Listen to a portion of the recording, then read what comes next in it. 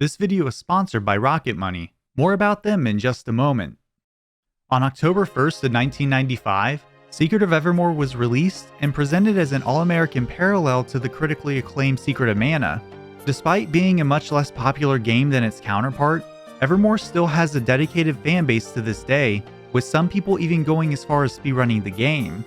However, Secret of Evermore isn't just your run-of-the-mill action RPG speedrun. This game has been completely broken since the 1990s, and over the last couple years, runners such as Clix and Solar Cell 007 have pushed the game to its limit.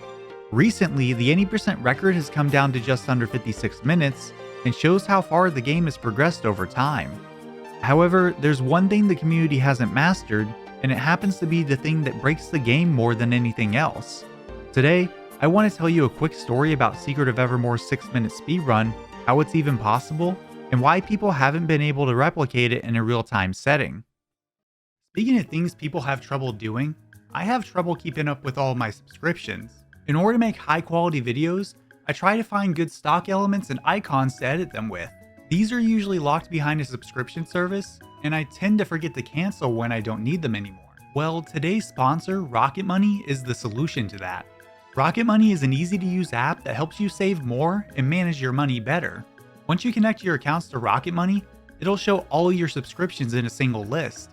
This makes it simple to cancel out the ones you don't want with just a few taps. That's not all Rocket Money is good for though, because you can use it to create a customized budget. By identifying spending categories and giving you insights on how to manage your money better, it'll help you reach your savings goals. Rocket Money has helped their customers save up to $740 a year when using all of their premium features, and they've also helped users save over $500 million in canceled subscriptions. Start saving more and spending less today by going to rocketmoney.com/Swellman to get started for free. Thanks again to Rocket Money for sponsoring this video. In December of 2019, a user by the name of PS was learning how to speedrun Secret of Evermore any percent, and it wasn't long before he was finishing runs. It seemed like he was progressing pretty well, with him getting times in the mid-120 range, but PS quickly started running into problems when getting to the Magmar boss fight. This fight is located about 12 minutes into the run, and involves an exploit that spams the use of spells you have at your disposal. Secret of Evermore has an ability system in the form of alchemy, where you can bind abilities to a character's wheel menu and consume resources to cast that spell. These are tied to two different types, one being projectile-based, and the other animation-based. Normally, you're limited to about 2 or 3 of these you can cast at a time with the boy, but if you switch control to the dog, you can cast up to 8 at a time since you're able to open the boy's menu once per frame. This was already well known for a long time, and was used to deal a ton of damage to bosses, but for some reason, PS's game would crash when using 8 hardball spells at the same time on Magmar. He started looking into why this was happening, and he was trying different things with spell casting. During this session, PS saw that transitioning to a different screen as you're casting a spell, and then casting more on the next screen caused a crash.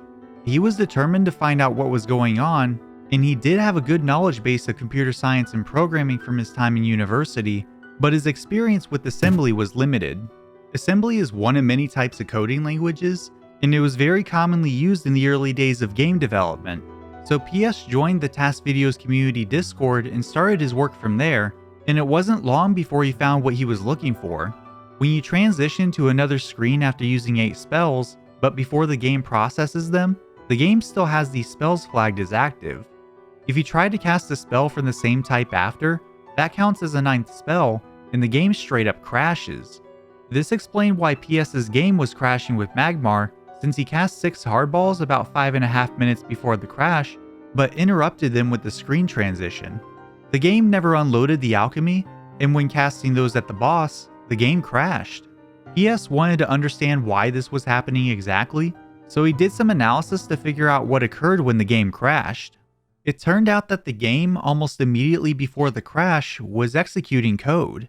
This was huge, as no one had ever seen this before, and had huge potential to break the game if PS could take advantage of it. So he decided to look into the crash, and would repeatedly do the 9th spell under slightly different variations. As a result, PS eventually came across the variation that didn't crash the game, but instead caused the hardballs to move around the screen in a circle. The only problem was that the way the game was executing this code seemed to be random.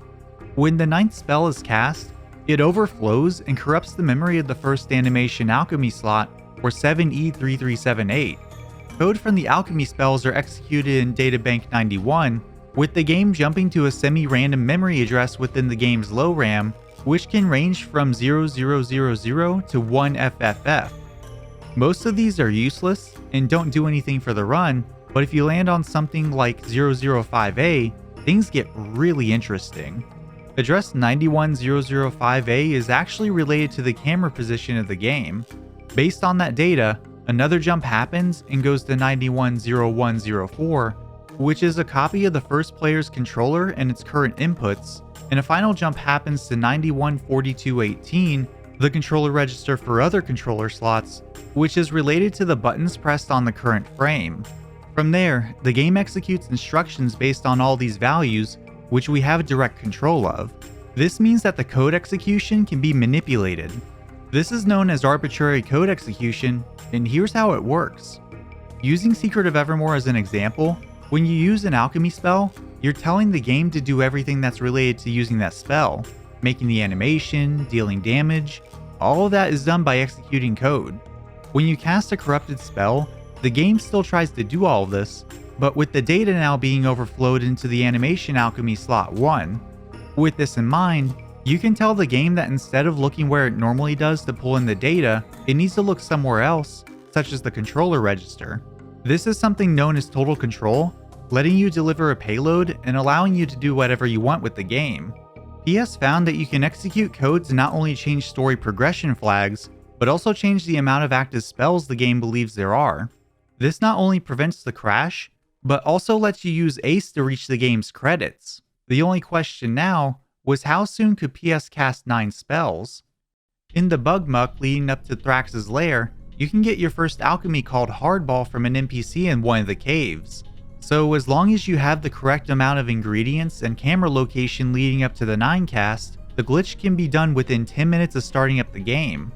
PS posted a task with this new credits warp glitch, coming in at a time of 9 minutes and 56.27 seconds. However, in the middle of submitting his task and having it reviewed, he found a way to make it even better. The last run relied on the frame counter being used as data for the code execution, which required you to wait until a specific point in the game's runtime to get a favorable outcome. By changing the location where you do the glitch, the addresses looked at during the code execution are updated accordingly. So now, instead of relying on a frame counter, more inputs can be done to finish the game earlier, specifically in 6 minutes and 29 seconds.